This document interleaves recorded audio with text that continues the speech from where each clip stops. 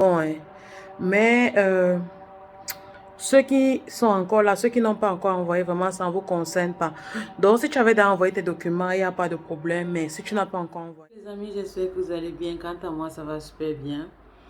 Nous sommes bien sur Joyce TV Channel. Ici, je parle d'immigration aux États-Unis et aussi aux Émirats arabes. Ok, aujourd'hui, nous sommes là pour actualiser par rapport à la décision au changement du KCC. J'ai reçu beaucoup de messages, beaucoup de messages par rapport à ça et j'aimerais venir ici vous répondre officiellement parce que bon, je pense qu'en mettant ici, ça fera que tout le monde ait accès à la réponse, quoi. Donc, c'est vrai, oui, il y a eu un changement au niveau du KCC. Voilà, on va entrer dans le vif du sujet juste après l'intro. Mais je vous dis encore, s'il vous plaît, abonnez-vous, partagez la vidéo, aimez la vidéo et puis pour qu'un maximum de personnes soient au courant, quoi. Parce que quand une personne connaît et puis, vous voyez, au fur et à mesure, je vois que vous faites vraiment le travail, les vidéos se partagent. Je dirais d'abord merci et tout de suite après l'intro, on entre dans le vif du sujet, ok?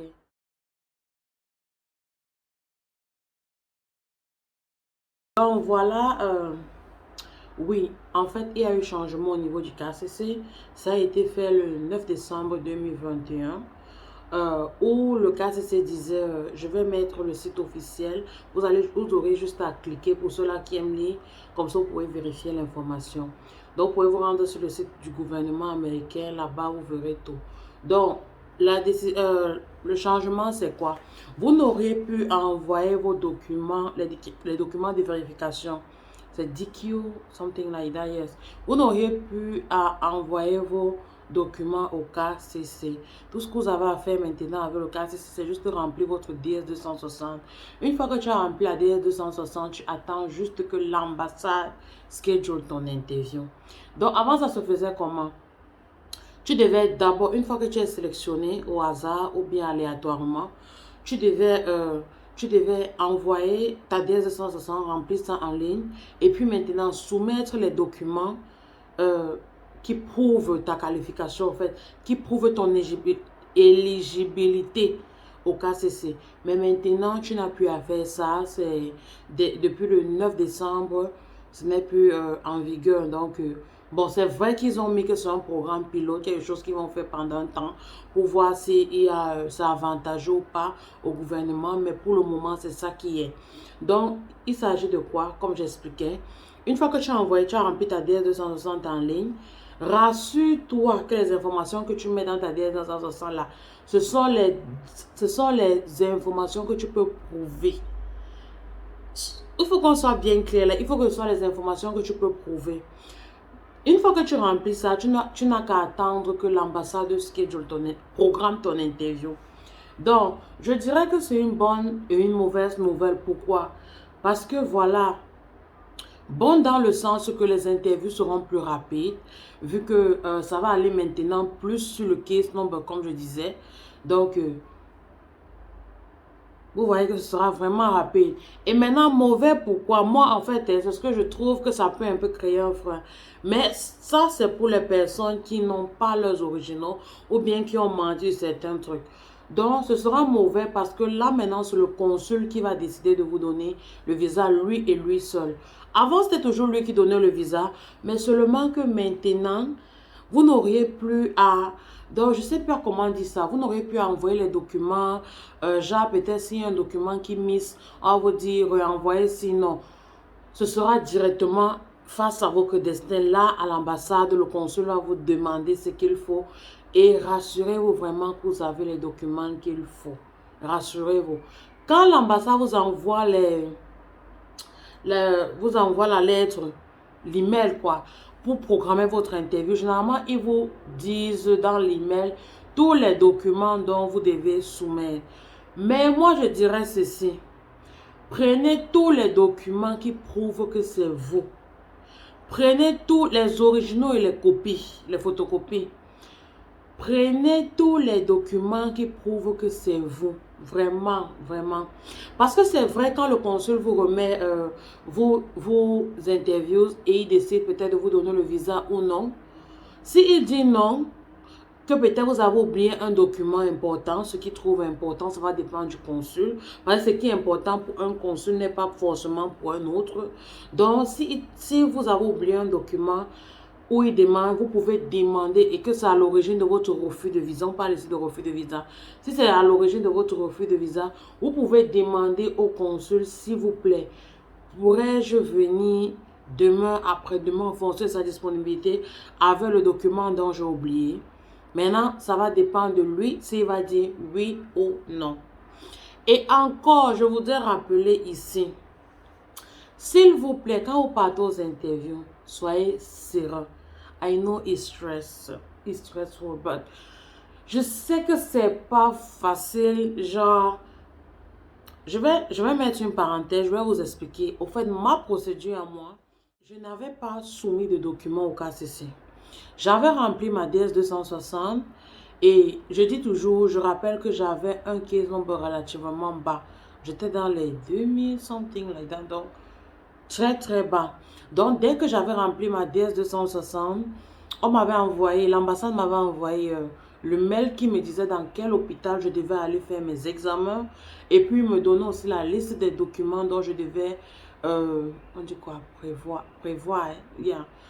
Les documents que j'allais présenter ce jour-là. Donc, le KCC ne m'a pas envoyé une lettre pour me demander de soumettre les documents.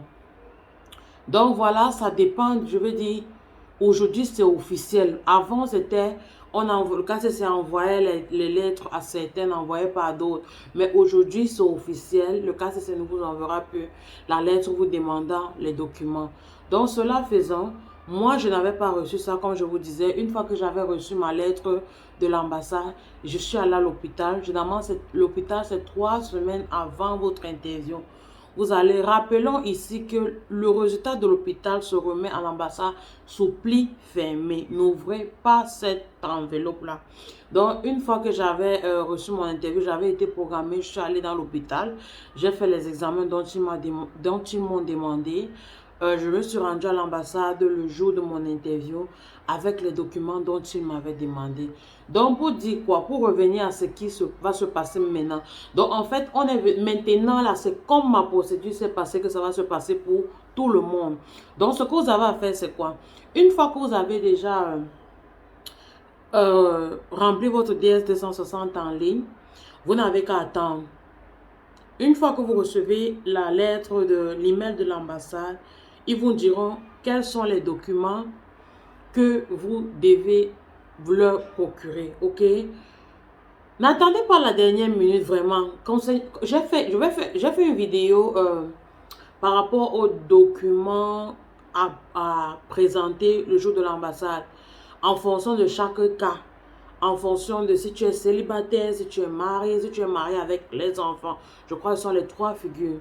Donc, j'ai fait une vidéo par rapport à ça. Vous n'avez qu'à entrer dans mon YouTube et puis regarder les vidéos. J'ai fait une vidéo par rapport à ça. Donc, vous avez là, il faut mettre les documents de côté. Vraiment, n'attendez pas la dernière minute. Une fois que vous êtes à l'ambassade, arrêtez de stresser. Quand vous arrivez, la première chose que moi je vais vous dire, c'est quoi? Moi, dans mon cas, j'avais, une fois que le jour où je passais mon interview, on a refusé le visa à 2 personnes devant moi. It was scary.